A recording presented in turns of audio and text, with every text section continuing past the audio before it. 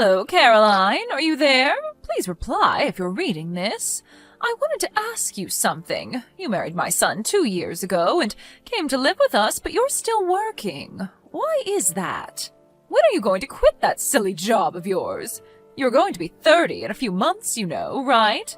You also know that my husband runs a company and someone has to take over that company after your husband. I suggest you start getting busy bringing a new member to this family, a male heir who will take over the company one day. Have you even put any thought into having a child? Besides, I sure would like to see a grandson soon. Good morning, Mother. I think I mentioned this numerous times, but the person that will take over as the president of your husband's company will be determined on merit. That's how your husband wants it. He's not going to have a family member just take over because this person is a relative. Well, that's all very virtuous and all, but that's not the real world, Caroline. In reality, my husband's company has been run by 3 generations of this family. It's been handed down from father to son for generations, and our company has profited because of it. Merit alone will not suffice. There is a little thing called tradition, which you seem to be lacking, Caroline. It has already been decided that your husband James will eventually take over as the next company president, and after him his son, my grandson. Yes, well, tradition is all very good and all, but times have changed, Mother. I'm not saying it's wrong. If the person taking over is competent, whether that be James or someone else, I'm all for it. Will you stop contradicting me? You always find a way to refute everything I say. My husband has informed me that you are a very competent and reliable employee, but your competence and this issue are completely different. You are in no position to determine company policy. You're just another employee. I suggest you keep your nose out of it. I think that applies to you more than it does to me, don't you think? Pardon me? The person that will be promoted to that position concerns all the employees, and that person's decisions affect us all. You've never in your life worked at your husband's company. It seems obvious that it's you that has no right to decide who becomes the next company president or any other position. How dare you? How could you say that? I'm this company president's wife, for God's sakes. I certainly do have the right. Yes, I'm quite aware of that, but that makes no difference whatsoever. Makes no difference? Have you lost your mind, Caroline? I'm in possession of all my faculties, thank you. Do you really think that just because you are the president's wife that you can make such an important decision? Well, I have the right to. Just doesn't seem logical to me is all. This is getting nowhere. All you have to do is just stop complaining and work on giving us a grandson so that someday he will be able to take over this company and continue this long-established custom. If you have time to spurt such nonsense, I suggest you use your time more wisely by having a child. Right now, I'm giving my work priority above all, and I've talked long and hard about this with Jim. Pardon me? I know you complain to Jim about this matter all the time, and he gets irritated because you're so bullheaded about it. But could you not take that frustration out on me? I have other things to worry about. Jim said that? I wasn't trying to be difficult or anything. Just so you know, Mother, Jim is sitting right next to me and seeing this entire conversation. What? Are you serious? Why didn't you say so before? You better be ready for a line text from him later on, and it won't be a very pleasant one, I can tell you that. You tricked me into this, didn't you? You had him sit down and witness this conversation. How could you? Even if I denied such an absurd allegation, you wouldn't believe me, so what can I say? This is getting really exasperating, Mother. I really have to go. Goodbye.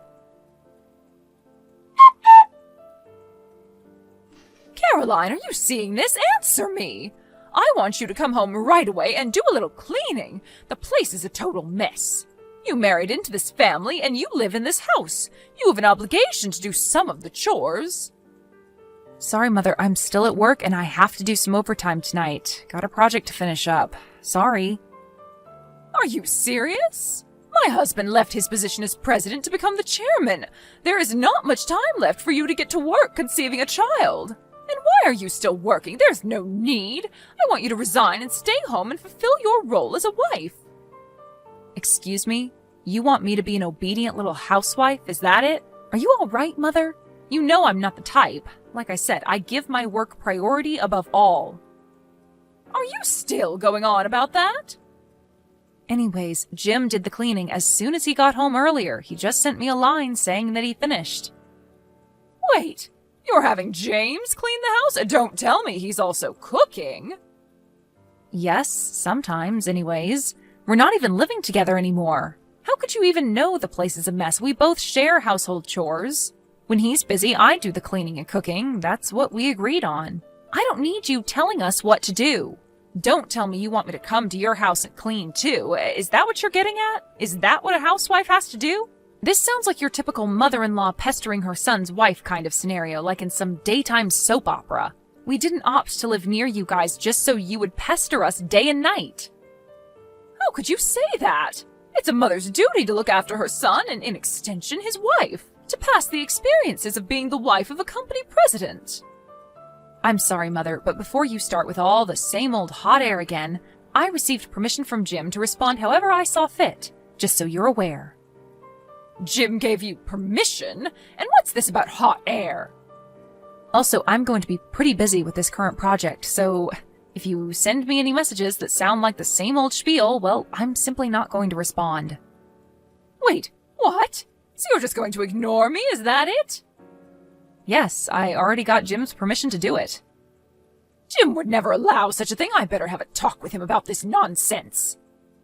I really can't have you interfering with my work. We're in a crucial phase now, so I would appreciate your cooperation, Mother. You really know how to anger someone, Caroline. Yeah, well, whatever. How could you just ignore your mother-in-law, for Christ's sake? Always giving your work priority and shunning your responsibilities at home. What kind of a wife are you, anyway? I will make you listen and obey me. Mark my words, Caroline. You'll regret talking to me that way. Mother? Have you gone totally nuts?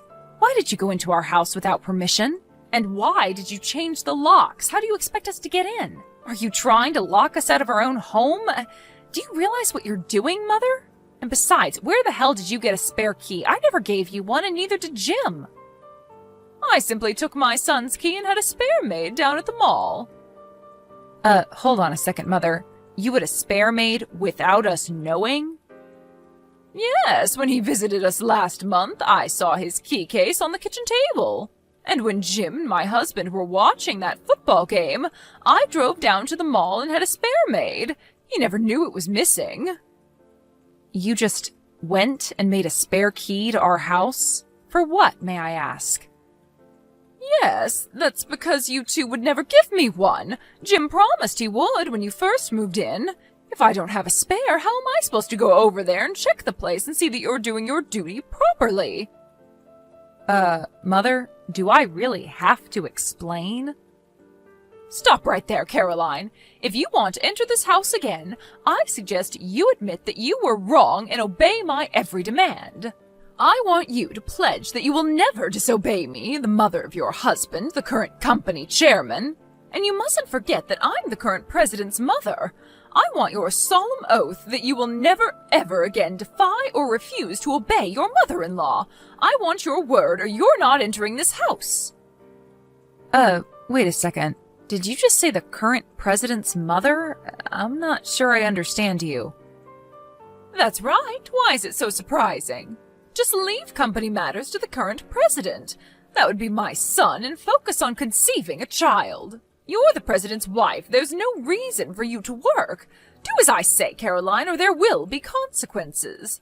If you're so dedicated to your job, well, you can continue, but that means you'll have to divorce my son. And that's final. Oh, okay. So that's what you want me to do, huh? You want me to just resign from this company? Am I understanding you correctly, Mother? That's exactly what I'm trying to tell you. Have you finally gotten that through your little head? There are plenty of other employees that can take your place. That's what a company is for. You work, and when your time comes, you retire to raise a family. It's the normal course of things. Simply just resign and focus on bringing us a grandson. That's your role. It's about time you learned that, Caroline. Oh, okay, Mother.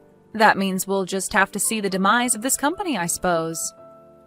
You're joking, right? The company won't go under just because one of its employees resigns. You hold yourself in too much regard, my dear.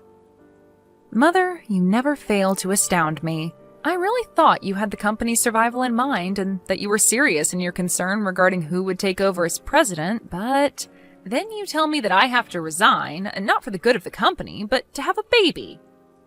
What are you trying to say, Caroline? My concern for the company and the family are clear-cut and logical. There is nothing irrational or unjustifiable about what I'm saying. Oh, but it is completely irrational in my opinion.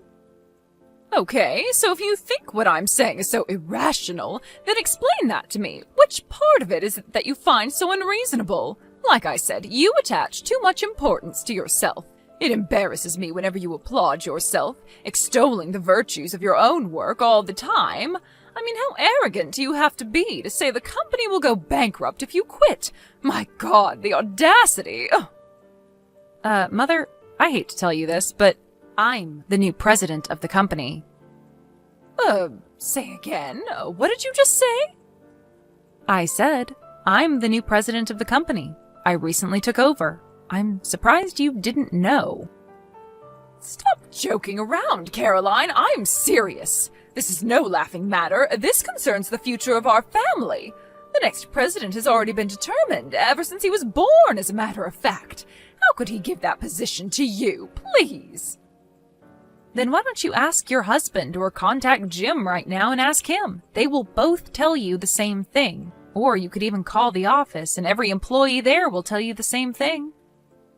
This is some kind of prank, right? And what about James? What's James going to do? If he's not president, is he just a regular employee? That can't be. Jim's set to resign by the end of next month. Again, I'm surprised you didn't know. Resign? You're saying he's going to quit the company? Yes, he says he has other objectives, so for now he'll work freelance and see how things go. Freelance? Meaning he's not even going to be employed by a company? Yes, for a while, I guess, after which he says he will eventually start his own company. Start his own company? But why can't he just take over this company? Why would he start his own?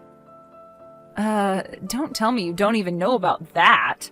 I thought for sure you would know that. I didn't realize there was such a lack of communication in your family. Jim said that when he went to visit last time, he brought it up several times. He did? I never... He told me that your husband and Jim discussed this possibly years ago. Jim wanted his advice. After all, your husband built his company from scratch. Who better to get advice from, right? Huh? Really? And this was all before Jim and I got married. Neither my husband nor Jim mentioned anything. Oh, and as a side note, as for being selected as president of the company, both Jim and his father were explicit in their decision that I keep my business matters separate from my personal ones, meaning even if I became president, it would not affect our personal lives. And this decision does not mean that because Jim was not selected as president that I stole it from him. Please don't get that idea. Why wasn't I told about this? This is important. My husband nor Jim gave any clue as to what was going on. Caroline, answer me right this second. Why is my husband divorcing me? What did I do that was so wrong?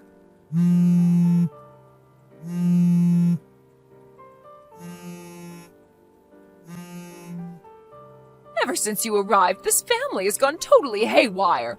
You ruined our family, Caroline.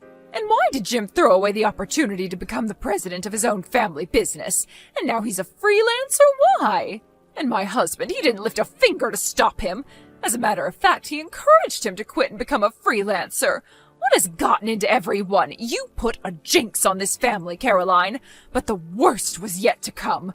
They appointed you as the next president of our company? How did you manage to dupe everyone? And now my husband wants a divorce? This is like some nightmare.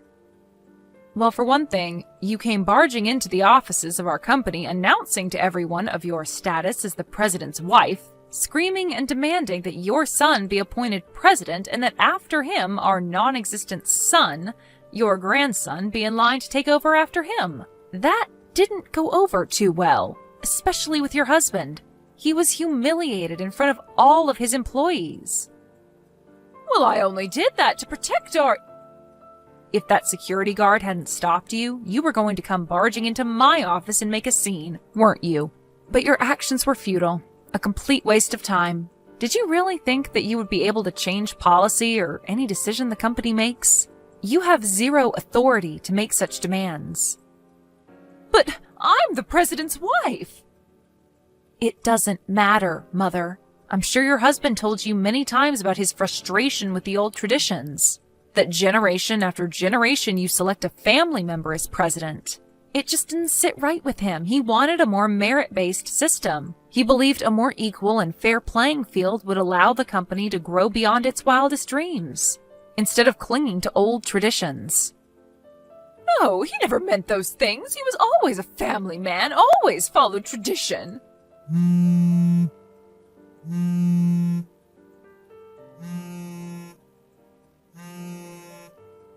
Please, Caroline, talk to my husband and ask him to rescind this silly divorce. He doesn't need to do this. I'll change. Please convince him. I really can't do that, Mother. It's really not my concern. Why? Why can't you at least do this little favor for me? Please, Mother, work it out yourself. I have nothing whatsoever to do with your marriage. It's kind of late. I have to get some sleep. Goodbye. Please, Caroline, help me. Okay, I'll give you my blessing. How's that? I give you my blessing that you become the next president. Will you then help me in return? And about who will take over after you, well, I'll leave that up to you and James. You two can make that final decision. I won't interfere at all. What do you say, Caroline? Please, please convince my husband to think it over. Please. Caroline, are you still there? Please don't cut me off. Please, Caroline, I need your help. Actually, my father-in-law told her that he was considering me as the next president, but she just wouldn't listen. Her mind just seemed to shut down whenever he brought up the subject. She couldn't accept the fact. The only thing that was on her mind was that her son was destined to become the next president, and that the wife would have to stay at home and have babies. Eventually, I was appointed as the next president, but that fact never entered my mother-in-law's mind in the slightest. Her son was the only person in the world that would be appointed, and that was that.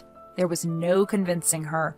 She was so programmed by her self-delusions, a form of self-hypnosis if you ask me. It was probably in that state of mind that made her barge into the office and cause the embarrassing scene in front of all those employees. My father-in-law was so infuriated by the incident that he began to question why he was even married to her, which eventually led him to file for divorce. After the divorce went through, she received a comfortable settlement and returned to her grandparents' home back east. But her spendthrift ways as the president's wife never really waned, and her savings quickly diminished. Her grandparents were worried that she would next target their meager savings and pension, and quickly cut ties with her. I heard she was living all alone in some beat-up apartment downtown doing various part-time jobs to make ends meet.